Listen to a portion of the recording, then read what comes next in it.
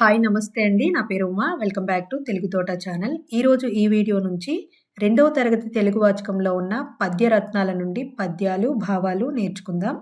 ఎవరైనా first time నా ఛానల్‌ని చూస్తున్నట్లయితే గనక ప్లీజ్ సబ్స్క్రైబ్ చేసుకోండి. పక్కనున్న బెల్ ఐకాన్‌ని కూడా క్లిక్ చేయండి. బెల్ ఐకాన్‌ని క్లిక్ చేయడం వల్ల నెక్స్ట్ నేను అప్లోడ్ చేసే వీడియో నోటిఫికేషన్ అనేది మీకు ముందుగా వస్తుంది. మొదటి పద్యం చూద్దాం. వినదగునెవ్వరు చెప్పిన వినినంతనే వేగపడక వివరింపదగున్ గనికల్ల నిజము తెలిసిన మనుజుడే పో నీతి పరుడు మహిళో సుమతి.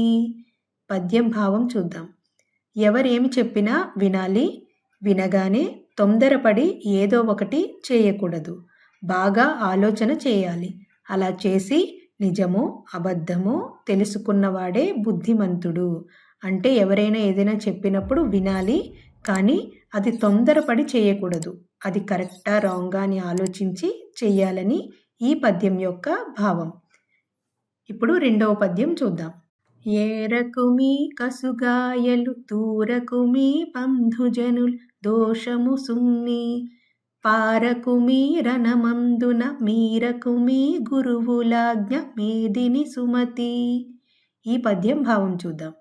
రాలిన పిందెలను ఏరవద్దు, బంధువుల తప్పులు ఎంచి దూషించరాదు, యుద్ధరంగము నుండి పారిపోరాదు, గురువుల మాటను జవదాటరాదు. ఇది ఈ పద్యం యొక్క భావం. నాకు వేరొక ఛానల్ కూడా ఉందండి, డ్రీమ్ కిచెన్. ఇది కుకింగ్ ఛానల్ అండి. ఈ ఛానల్లో మీకు సింపుల్గా, టేస్టీగా ఇంట్లో ఉండే ఇంగ్రీడియంట్స్ తోటి restaurant and bakery style food రెసిపీస్ని ఎలా ప్రిపేర్ చేసుకోవాలనేది క్లియర్ ఎక్స్ప్లెనేషన్ అనేది ఉంటుంది. అలాగే కిచెన్లో యూజ్ చేసే టూల్స్ రివ్యూస్ కూడా మీకు ఉంటాయి. ఈ ఛానల్ లింక్ని కూడా ఈ వీడియో కింద డిస్క్రిప్షన్ బాక్స్లో ఇస్తాను, ఒకసారి చూడండి. మీకు యూస్ఫుల్ అనుకుంటే, మీకు నచ్చితే ఈ ఛానల్ని కూడా ప్లీజ్ సబ్స్క్రైబ్ చేసుకోండి. తర్వాత మూడవ పద్యం చూద్దాం. తన కోపమే తన శత్రువు, తన శాంతమే తనకు రక్ష దయ చుట్టంబౌ, తన సంతోషమే స్వర్గము, తన దుఃఖమే నరకమండు తథ్యము సుమతి.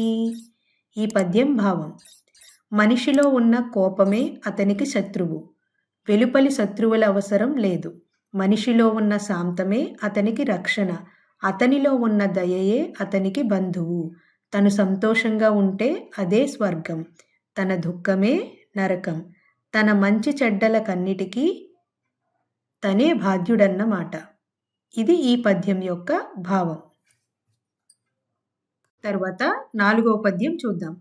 సిరిదా వచ్చిన వచ్చును సలలితముగ నారికేళ సలిలము భంగిన్ సిరిదా బోయిన పోవును కరిమృంగిన వెలగ పండు కరణిని సుమతి.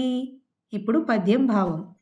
సంపద వచ్చేటప్పుడు టెంకాయలోని నీరులాగా తెలియకుండా వస్తుంది. సంపద పోయేటప్పుడు ఏనుగు మింగిన వెలగపండులోని గుజ్జు వలె మాయమైపోతుంది. అంటే సంపద వచ్చేటప్పుడు ఎలా మనకు తెలియకుండానే వస్తుందో, పోయేటప్పుడు అలాగే తెలియకుండానే పోతుంది అని ఈ పద్యం యొక్క భావం. ఈ ఛానల్ సబ్స్క్రైబర్స్ అందరికీ కూడా నా ధన్యవాదాలండి. చాలామంది నా వీడియో చూస్తున్నారు. చూసిన వాళ్ళందరూ ప్లీజ్ లైక్ చేయండి. ఎందుకంటే మీరు ఇచ్చే ఒక్క లైక్ అయినా సరే నా ఛానల్కి చాలా హెల్ప్ అవుతుంది.